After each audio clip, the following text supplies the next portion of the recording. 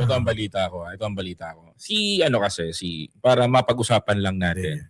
Yung SWS, ang nag-survey kasi noon, Stratbase.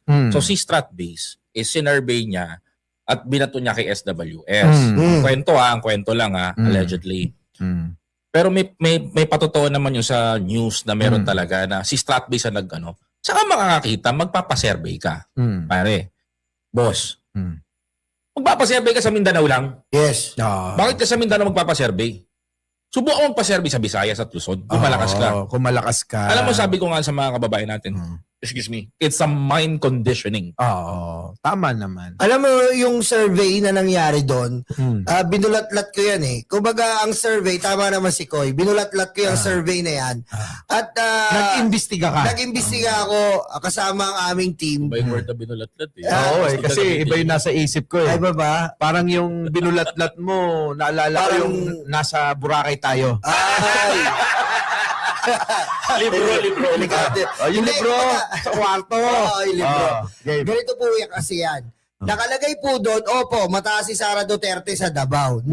Almost 50%. Teritoryo po yun. Pero in NCR po, pumaparo lang po si Sara ng plus 1. 1%. Minsan pa nga may negative siya. Sa Visayas naman po, 5% lang siya. Ano ibig sabihin nun, Boss Mike? Di ibig sabihin nun, talagang wala nang may tiwala pa kay Sara sa Visayas at Mindanao. At eto pa, ulitin ko.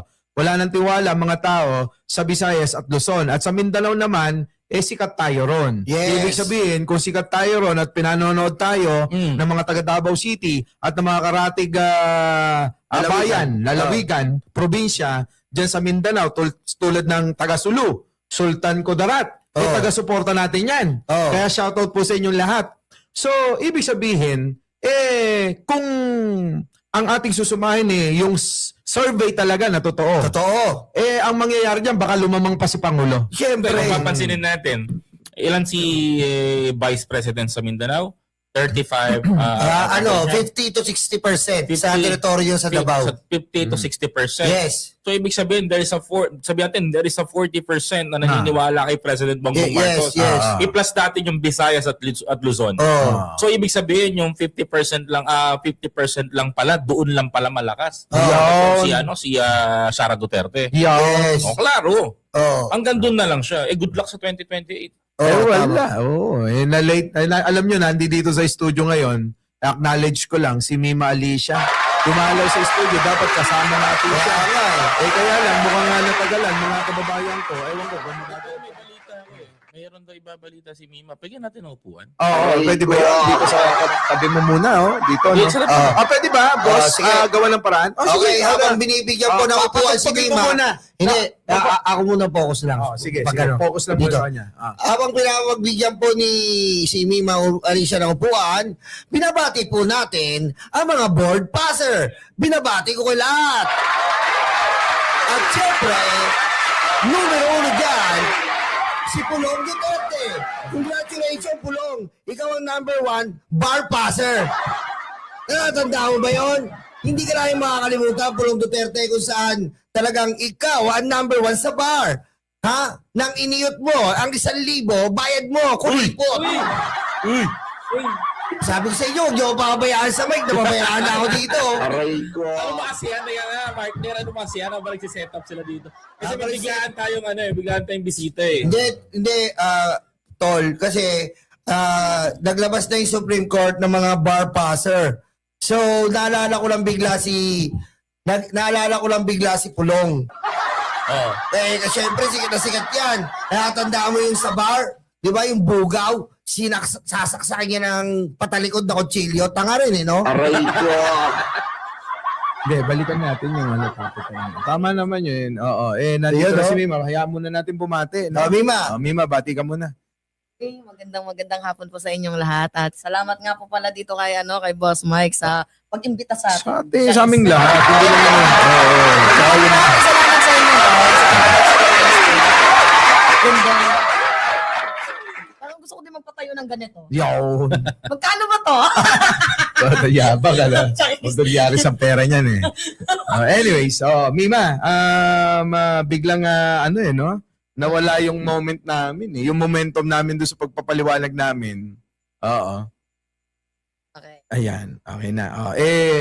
Ano bang masasabi mo doon sa mga pinag-uusapan namin ngayon dito na trust rating ng Pangulo na sinasabi nga ng ilang mga survey company mababa daw ang lumabas. Naniniwala ba kayo sa survey company na nag-survey na mababa talagang trust rating ng Eh, PBBM? ayun nga, hindi nga kami naniniwala kaya gusto namin malaman kung ano yung iyong pananaw naman. Kasi kung ako yung tatanungin guys, syempre 'di ba, nakikita naman natin na hindi naman nagtatrabaho ng maayos itong ating vice presidente.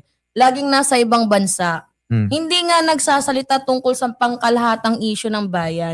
Laging si PBBM ang gustong makita, laging si PBBM ang laging uma-attend. Tapos malalaman natin may ganun klaseng palang survey na nag-i-exist. Sino yung respondents nila dyan?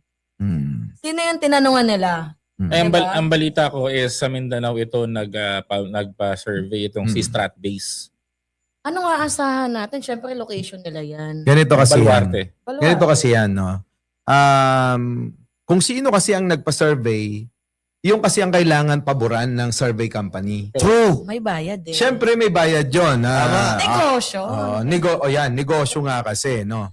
So kung negosyo yan, alam nyo na kapag kung sino nagpa-survey, sino nagbayad sa kanila para mangumisyon, di doon papabor yun. Alangan naman na si Mima ang nagbayad, gusto nyo pumabor sa akin yung resulta. Siyempre hindi papabor yun. So ganun ang nangyari sa survey na ginawang moro-moro ng kulto ni Duterte. Kaya nga sabi ko nga from the beginning, pagbanat pa nga kagad nila, talagang pang mind conditioning na kagad. Ang balita ko na same strategy yung ginagawa nila nung panahon ni PRRD Yung pagpapainit ng pangalan ni PRRD noon. Yes. Same strategy ginagawa nila ngayon. Ganito kasi yan. Alala Ganito yun. kasi yan. Kailangan nilang gawin lahat yung mga bagay na yan. Hindi lang yung pagsasalita ni Pookie. Pookies. Oh, sorry. Cookies. Hindi, kasi may katunog hindi. Wag plural. Pookies. Wag Pookies. singular. Sorry, Plural. At saka si Chavit Singson, magkakasabay yan, magkakasama. Bakit kanyo? Kung inyong matatandaan na matagal ilang buwan din nating inaabangan at mangyayari na nga sa susunod na buwan, yung pagsasampa ng impeachment complaint ulit. Or pwedeng ituloy yung impeachment trial na naka-archive ni Sara Duterte. So ngayon, ito yung pinaka-the best nilang dapat gawin. Yung hadlangan, i-mind condition ang isip ng mga Pilipino nating kababayan dahil nga nanganganib talaga si Sara. Ikalawa, ang tanong dyan kasi, bukod kay Sara, wala na silang magiging contender na iba. Hindi naman po pwede kay Baste, takot yun. Batiday nga di ba?